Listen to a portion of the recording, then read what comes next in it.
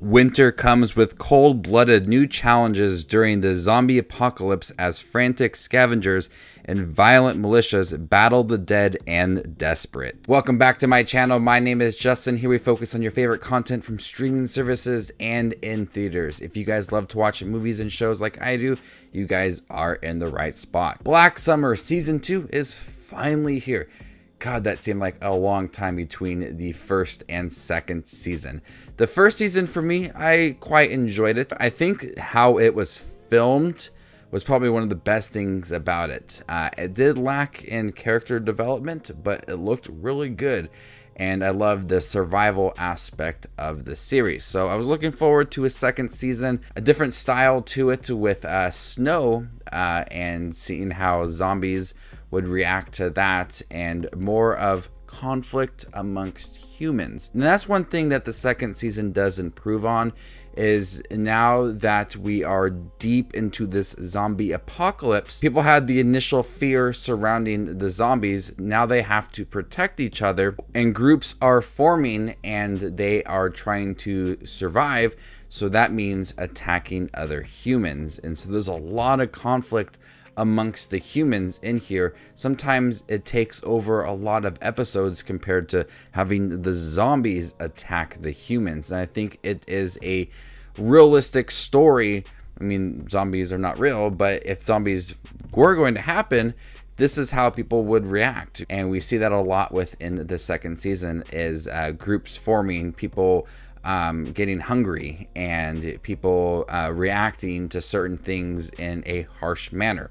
And so I really like that about season 2, is the constant conflict between the humans. And we have Jamie King, who really leads some of the stories in here. In the first season, she was looking for her daughter. She was reunited with her daughter at the end of the first season, and she is doing whatever she can to protect her daughter and make sure that she doesn't lose her again in the second season. She becomes a very strong character. And one issue I had in the first season is the lack of character development, and so many characters being thrown into the mix that never really feels like there's an end point for some of these stories, and they don't have a goal in mind to try to tell a story. It's just following these characters and seeing how they react to the zombies and survive as well. And on one hand, I really like that, the survival story, but also on the other hand, if we're going to follow these characters, I want to know a little more of them. And we do get that a lot more in the second season, a lot more character development, mainly for some of the characters that were in the first season, and we do get a lot more characters in the second season. Still, there is a lot of characters that are just there. They really don't serve a purpose, but it is interesting to see how they react to it and try to survive. But it doesn't feel like there is a goal in mind when it comes to some of these characters. They're just there, we're following them, and that's about it. I feel that a lot about a lot of these characters. There's a few characters that really have a lot of growth, and they grow throughout the series, but there's a lot of characters that I just can't remember their names. I'm blanking on a lot of these characters' names just because they're not that memorable, and there's so many that it makes it hard to really get invested in their storylines because they're really hollow characters.